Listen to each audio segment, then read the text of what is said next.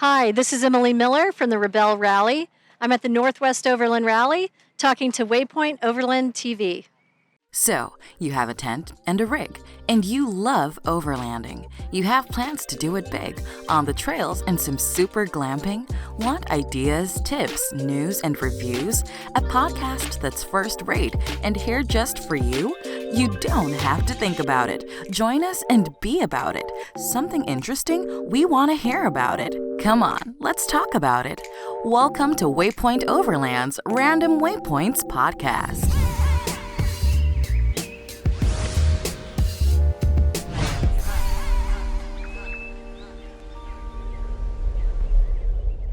Sponsored by Midland.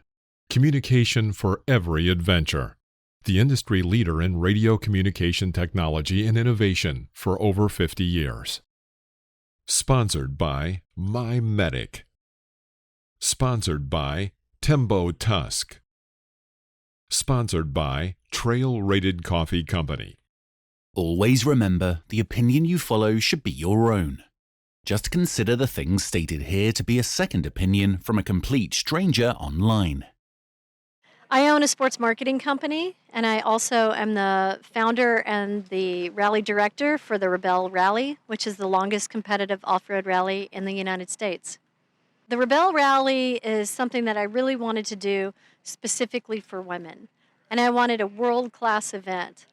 I was an off-road racer and driving coach, and I spent a lot of great time traveling to do that and getting to see amazing places. And those skills of driving and navigating was, they enabled me and empowered me to go to these amazing places. And so I wanted to create a top-notch competition for women, honestly, to give back to women because I've learned so much through it myself. Taught me a lot of life lessons. I've gotten to see things in a way that I don't think I ever would have gotten to see otherwise. But I can say that off-road racing versus something like overlanding, which is really adventure-based and it's not as based on competition, are really different types of spaces. And it feels quite different. And I love the space of Overland. It's very accepting and inclusive. And the things that I find are challenging for women often are men. Sometimes men are the biggest cheerleaders. They want to see the women in their life get out and do things. I see sometimes that it's our own confidence level, our own fear of failure. Judging failure, maybe making a mistake is seen as a failure, but really it's just a chance to learn. So sometimes, we hold ourselves back by having fear, feeling like maybe we're under the microscope. And so I think sometimes our challenges come from ourselves, not from others. Here's what I would say. Start somewhere. Just start. Take the plunge. I always say, too, if I can do it, and if I can learn these skills, anyone can learn these skills. I wasn't born and raised doing this particular thing. And I would just say, if you want it, just start. I think sometimes people want to be an expert right out of the gate. But I love that quote, start somewhere. I got an opportunity. I was asked to drive by one of the most winning off-road racers in the history of the sport. And I'm the type of person that's more afraid to say no than to say yes. I didn't want to miss out on the opportunity. I saw this open door, I got the invitation, and I love being coached. And so I had the best coach in the world. And what was interesting is I was able to get experience. He encouraged me, he taught me well, encouraged me to go and see the world from behind a windshield, to go compete in other places. I gained a lot of experience. And also, I own a sports marketing company. I've produced big events or events of all sizes. And so I was able to take the competition side, the coaching side, and then the actual operation and logistics and the marketing from my other hat and combine that into a great event and competition. So I kind of feel like it was the perfect storm of everything coming together, of all this experience at the right moment. So I just, I wasn't afraid. I wasn't afraid to give it a shot. I knew it would be hard. I knew it would be challenging, but I knew it was important to do. I almost felt like it was my mission to do it. My mission, I feel, is to show women that with competence and skill and confidence and a great community that believes in them, women can do anything. People can do anything, but you need that. You need competence, you need confidence, and it helps to have a great community that is encouraging. I've seen a lot of different reactions since I started the Rebelle. The first reaction I got when I said I was going to do it is a lot of people told me it couldn't be done. I couldn't do this type of competition on public lands in the United States for that many days. No way, I'd never get the permits, wouldn't happen. But I knew it wasn't illegal, And I tend to be motivated by people who tell me I can't do something. You want to see me do something, just tell me I can't do it. And so that really was great. But the thing that I have found in women along the way is the different reactions I've gotten. Some, it makes them really uncomfortable. Some, say, oh, I don't know if I'm ready for that. Oh, I don't think I can do that. Or, oh, no, I'm sorry, I'm really busy right now. And then you see the woman who their eyes light up and say, this is the thing I've been looking for. Where have you been all my life? And it was great to see the first year, because the first year Rebelles, we call them original Rebelles. They didn't even know what they were signing up for. We hoped it was going to work. And, it's such a hard challenge, but they just weren't afraid. And they were nervous. They had some fear, but they didn't say no. And now what I find is that there's this community of women who've done the rally that now encourage others to do it. And so it's really fun, but I still see some of the same reactions. I still see some of the reactions of, oh, I'm not sure. I don't have time. I'll do that someday. Oh, I need to train some more. I'm going to wait until I train enough. Sometimes you don't even know what you're training for. You just have to dive in. So it's really interesting to see the range and people's comfort level when you describe it. Either you describe the challenge and either they become uncomfortable or they become super fired up and stoked and figure out a way to get there. I think there's this tendency, what I've seen, because, for many years I coached primarily men. Women had the opportunity to come and train, but they just didn't do it. So I trained, several thousand men, to drive off-road. And I kind of feel bad because there's this expectation that you should not, that you shouldn't be afraid and that there should be no problem with this. And, it's interesting. I have a lot of men ask if they can come to the women's classes because they want that a level of instruction that is not, that they don't feel intimidated either. So it's really not a gender thing. In fact, with the Rebelle Rally, I don't beat the drum of it's a women's event. I always just say, it's this really tough, really challenging, world-class event. It just so happens to be for women. And the reason why I made it for women is because I knew that if I opened it up, that we would have men sign up right away, because we have men contact us all the time wanting to sign up for the Rebelle. And then we might get one or two teams of women. And we wouldn't have gotten any further in encouraging women to do this type of thing. The Rebelle Rally changes people's lives.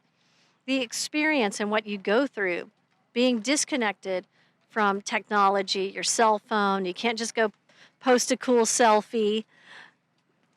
You really have to communicate, work with your teammate, be prepared, help other teams that you're competing against.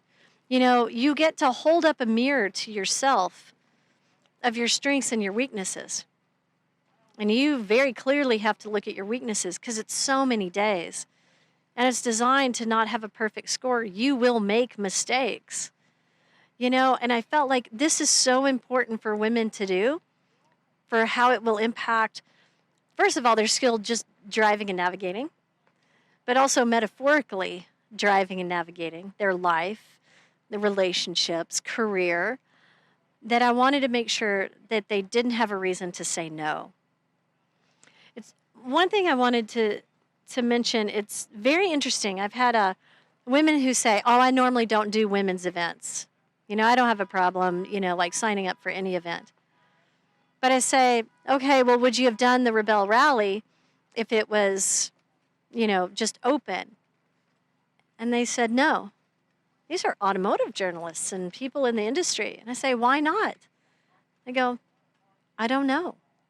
But I've encountered that.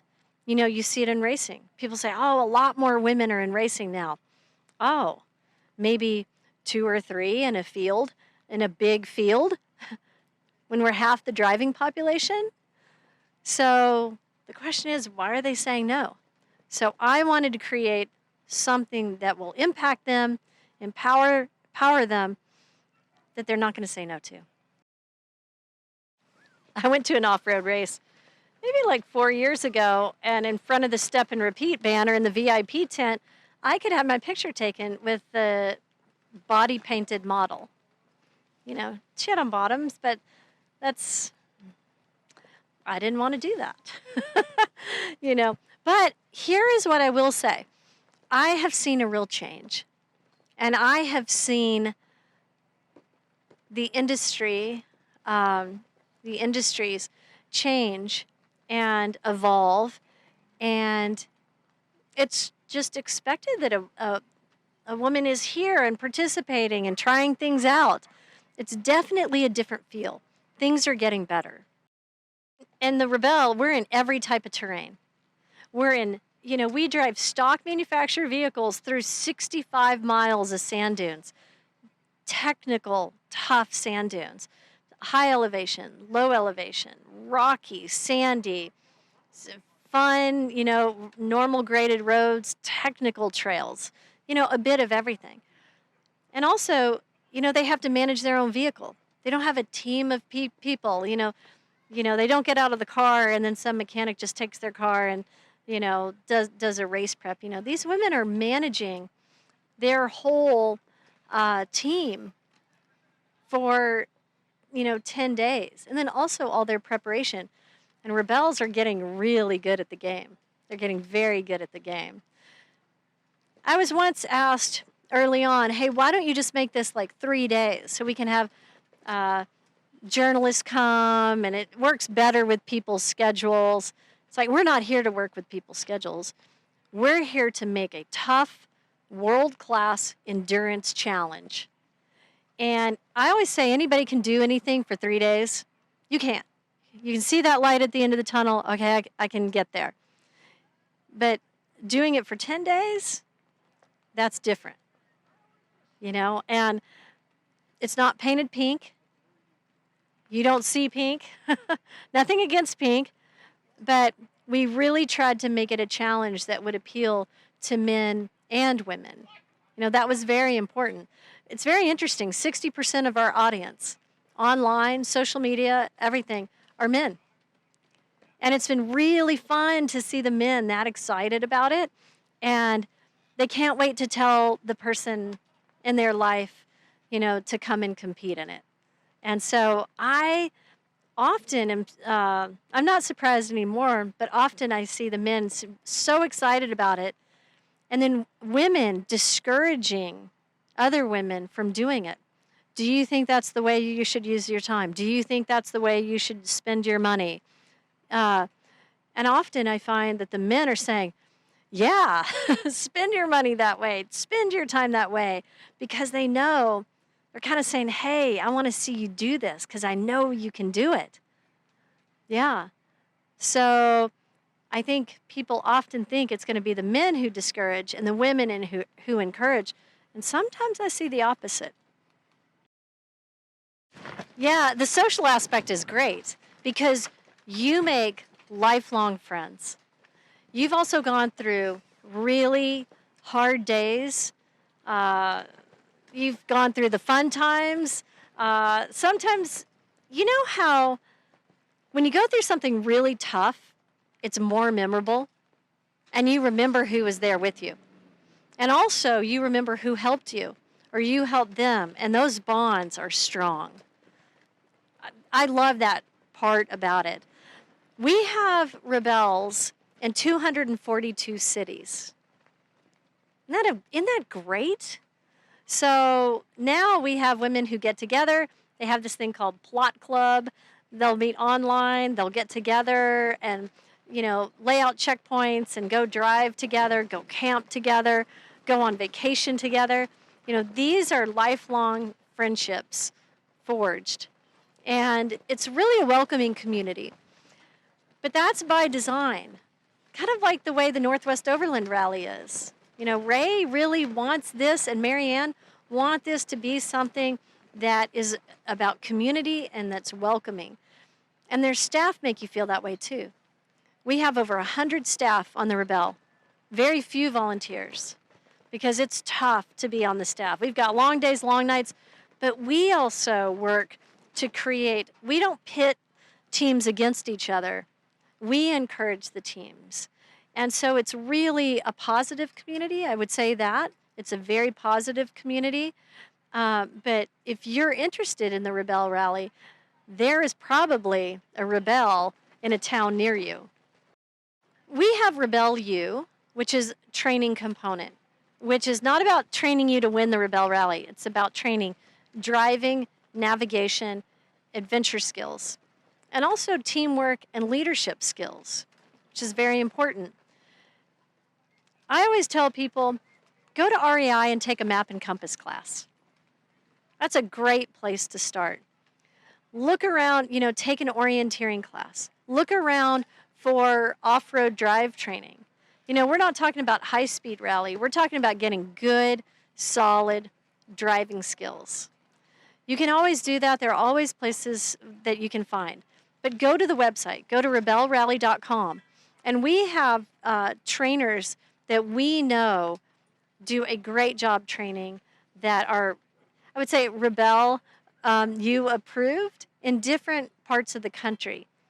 In the Northeast, in the Southwest, British Columbia, and the Northwest. There are a lot of opportunities to train. The other thing, too, is we have online training courses.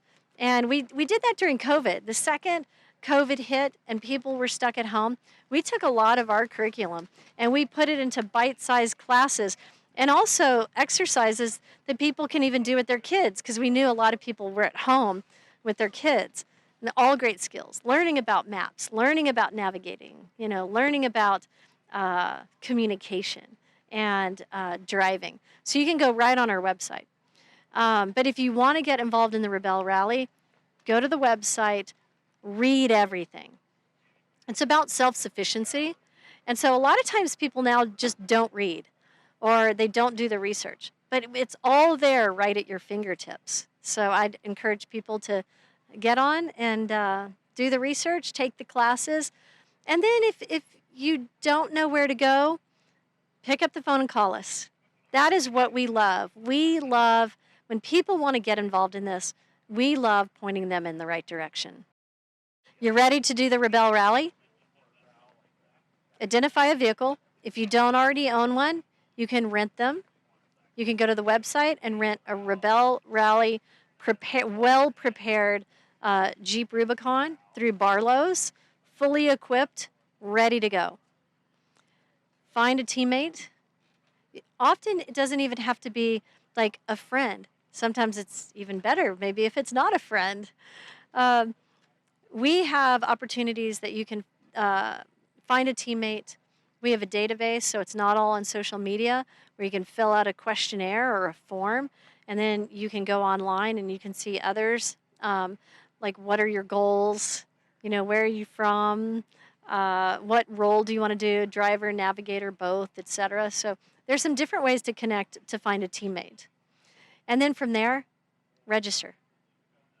If you're going to sit back and you're going to wait and you're going to wait and you're going to wait, chances are, like this year, it's sold out in under 2 weeks. But we have a wait list. But then don't give up hope. If it's sold out, get on the wait list. Don't just assume there's not an opportunity, because we've gone through that wait list. So sign up and then keep training. We have a lot of online meetings where you can learn more about the format. You can ask questions. That's been the great thing. One of the positives that came out of this very crazy, hard time is that video meetings, are great. And then from there, go through the skills. On the website, it outlines the skills that you need on navigating and driving. I always say rate yourself on every one of those skills from a scale of 1 to 5. If there's something below a 4, work on that skill, and find the ways to work on the skill. And then what's going to happen is you're going to fill out all your paperwork, you're going to read your rule book, and then you need the equipment to pass tech inspection, because this is a proper competition. You need to know the rule book. Read the rule book. And then some of the required items are a helmet, and there are requirements on the helmet, fire extinguisher, spill kit, first aid kit, etc. So you just read everything that's a required item. Be ready to pass technical inspection. This year, the rally it's normally always in October. This year's rally is October 6th through the 15th. There's a pre-tack and a welcome and a navigation refresh on the 5th. The start is going to be in Lake Tahoe in Incline Village. It normally is in Tahoe. Last year, we decided to do something a little different, and we started on the Hoover Dam, which was just awesome. This year, we'll be back in Tahoe in a new location, beautiful, right on the shores of Lake Tahoe. Once you pass tech inspection, you go out to the first base camp. The Rebelle is 10 days. It's 8 days of scored competition. The first day of scored competition is a prologue, so that's unscored. But it helps rank you on your start position. But it's great because you get a chance to practice. So you get out to your first base camp, you set up your camp. We don't give you your materials at night, so you get to actually enjoy dinner. You're not thinking about, your head's not in the game for the next day. You get to enjoy the people you're with, get to tell great stories about your day. The days start at 5 a.m. I walk through base camp with a cowbell. I ring the cowbell at 5 a.m. Then if we're moving base camps, you pack up your gear, you come and pick up your checkpoint guide, your bulletins, your road book, and then you start working and plotting your checkpoints on a map, because you physically plot, mark the checkpoints on the map. We give you a latitude and a longitude, or a heading and a distance. You mark it on the map. If you're doing a road book section or a time, speed, distance section, we call them enduros. You're doing your math calculations. At 6 a.m., there's a mandatory competitor briefing. The first car goes off the line at 7 a.m. You're out on course. Usually your time limits on course are around 10 hours. And then you're back to base camp. You have 1 hour to unpack your gear, fuel or power your vehicle, and then take it to the mechanics if it's necessary, or go into the mechanics area if you want to work on the car yourself, and then put it away. You have that 1 hour, and then it's dinner, try to get sleep, get up, do it all over again the next day. The format of the Rebelle is really interesting. We created this format. We needed a format that was not based on fastest speed. I always say it's kind of like a moving chess game. But it's not about fastest speed, but it is about managing your pace and being on time. So it's comprised of 2 primary challenges: compass and map navigation, where your checkpoints are green, blue, or black diamond, like a ski run. And then enduro challenges, which are road book challenges, where you need to either be en route and on time. So I call it kind of like a triathlon of rally. The goal is that when you leave the Rebelle Rally, you are going to be ready to go do other rallies. Sometimes people's format are just specific to their rally. You're going to be very experienced and ready to kind of take on maybe another challenge. You have been listening to Waypoint Overland's Random Waypoints. Like, subscribe, and stay tuned for more.